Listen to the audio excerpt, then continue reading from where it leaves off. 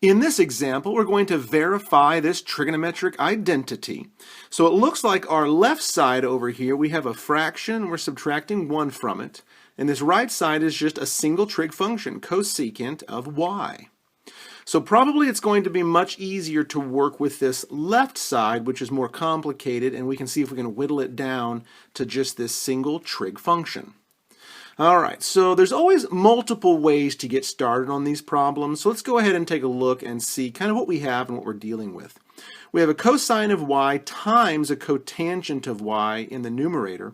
Remember that cotangent is cosine over sine.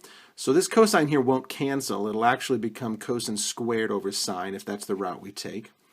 And we have this difference in the bottom, but this is not sine squared. It's not like we can use the Pythagorean identity on this or anything right out of the gate.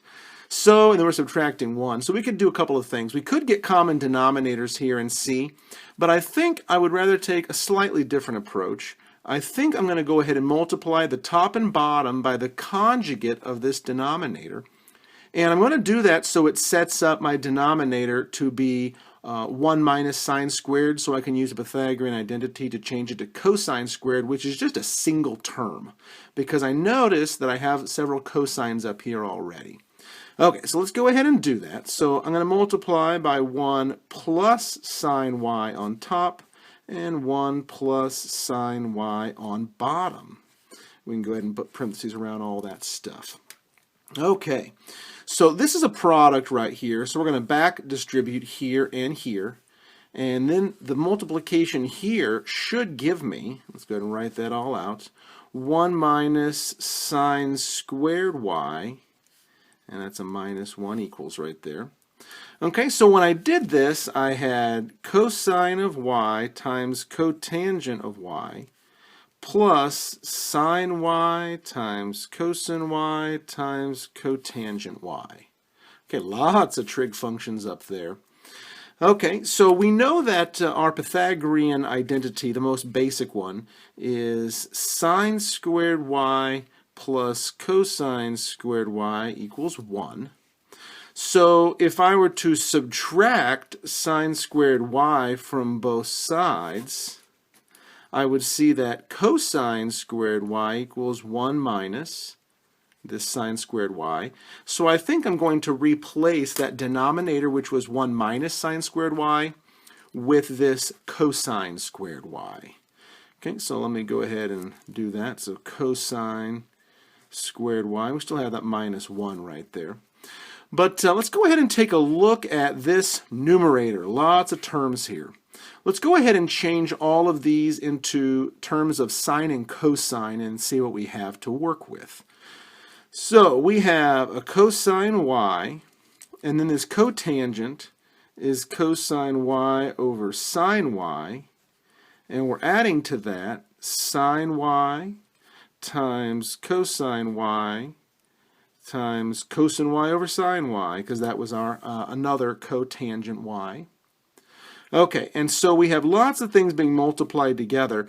Notice, if you will, when I multiply here, I'll have a cosine squared y, and when I multiply here, I'll have a cosine squared y, which can actually go ahead and cancel with the cosine squared y down here. But I'll go ahead and show my work. I don't want you just to take that at my word. So we have cosine squared y times 1 over sine y plus, it looks like, sine y times cosine squared y over sine y all over cosine squared y minus 1 right here.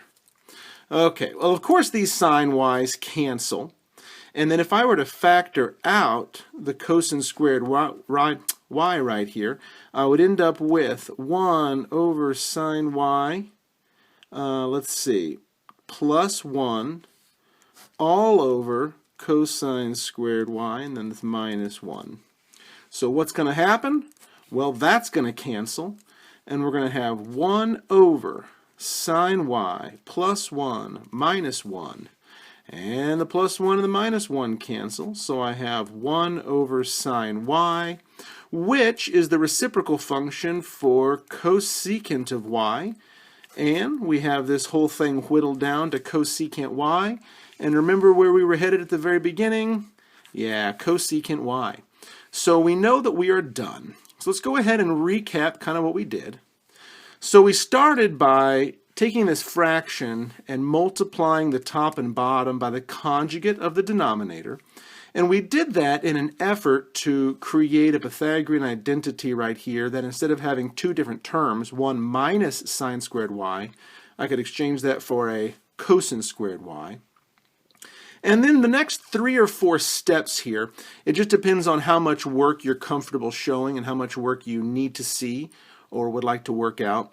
But from here we saw the cosine squared y, and cosine squared y. From there you could have just skipped right down to this step if you wanted to.